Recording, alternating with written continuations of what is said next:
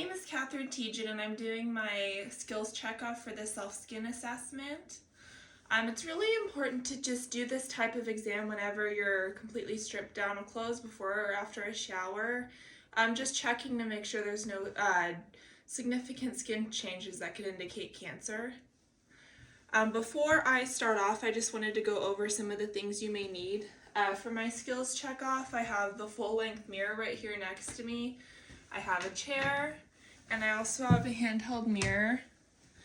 My hair is already up in braids for the skills checkoff, so I'm able to see my scalp. But when you're doing this as a patient, it's important to have a blow dryer or a rat tail comb so I can comb through my hair and look at my scalp to make sure there's not any growths or any skin changes as well. Okay, first, I'm not going to do this on the video itself right now, but I'll just talk you guys through it. You want to completely undress so you can look at your skin everywhere and make sure everything looks okay. First, you're going to take off all your clothes, check your forearms, your palms, between your fingers, study the back of your hands. It's really important to wear sunscreen in general, but I think a lot of us forget to put sunscreen on the back of our hands, which can exacerbate any risk of having cancer, especially on the back of your hands for skin. So just checking your hands, your fingers, between them on your forearms. You can check it in the mirror as well, just so you can get a more 360-degree view of your skin. Next, I'm going to face the mirror and bend my arms at the elbows, imagining that I am completely undressed. Just checking again my forearms, my upper arms, anything up here as well.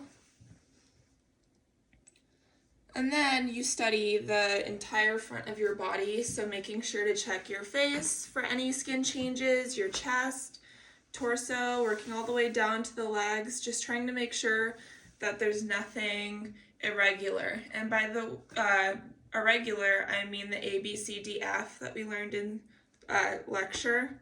A being asymmetry, anything that looks like a mole or a growth or even like a freckle. If it has asymmetry and isn't a complete circle, then and it's on new onset, then that's something that we need to keep in mind.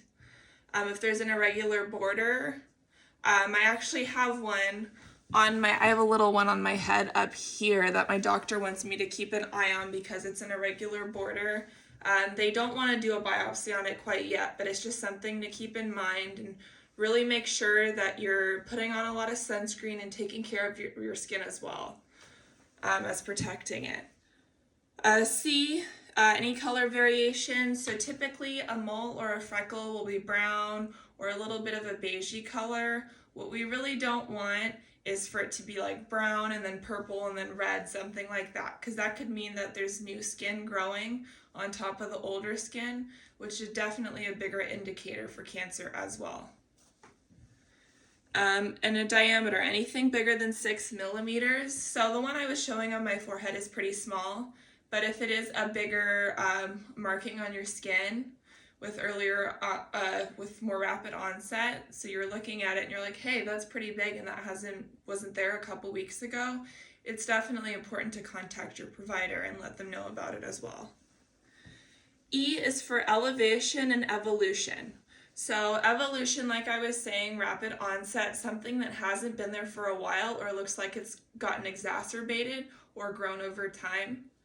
Elevation being something that's very raised. So like say a freckle or even a mole isn't super raised from your skin, but if you have like a really big growth, something, I don't have one on my body, but something that looks more like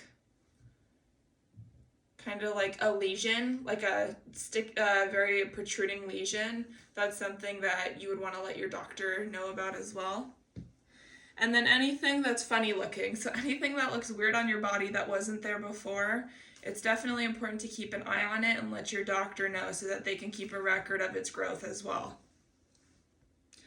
Okay, and so next you're going to study your buttocks, thighs, and lower legs for any of these issues. So if I was undressed, studying my buttocks in the mirror, my legs and my lower legs, If you need help with this as well, since I'm not able to turn my head all the way back, you can use a hand mirror as well, and check, this is kind of awkward, your buttocks, your lower legs, like this. So I get the reflection off the mirror as well, just so I'm able to get a better field of view. Okay, and this part, I did not bring a blow dryer or a comb with me, but if you want to, you can. I have my hair tied up for skills check off, but I just wanted to show you kind of what I would do. So pretending like this is the hand mirror, I could look up, check my scalp. I don't see any growths or lesions at all. I don't have any pain. You kind of feel around. If my hair was down, I would use the rat tail comb or the blow dryer to part it over a little more and just do a complete view of my scalp to make sure that there are no growths or lesions. You can also use the hand mirror so you can get the back of your head as well, like this. So as you can see, you kind of get the back of your head, which you can't really see otherwise without a hand mirror. So having a hand mirror or some mirror that is able to look at the back of your head so you're able to get a better view is really important. Okay, and so then what you're gonna do after this for the last step is sit on the chair and use the chair. You're gonna check your feet and your soles and your lower legs. So I'm gonna show you right here. So if I was looking at this myself and I was undressed, I had already checked my upper legs, but just checking my lower legs to make sure they're okay. I'm fairly flexible, I'd like to say, because I'm younger. But if you're older and you don't have as much flexibility, you can use the hand mirror to aid you. So if you see right here, I'm able to look at the bottom of my foot, kind of right there, pretending like I have my feet bare, just so I'm able to check my foot and get better vision on that as well.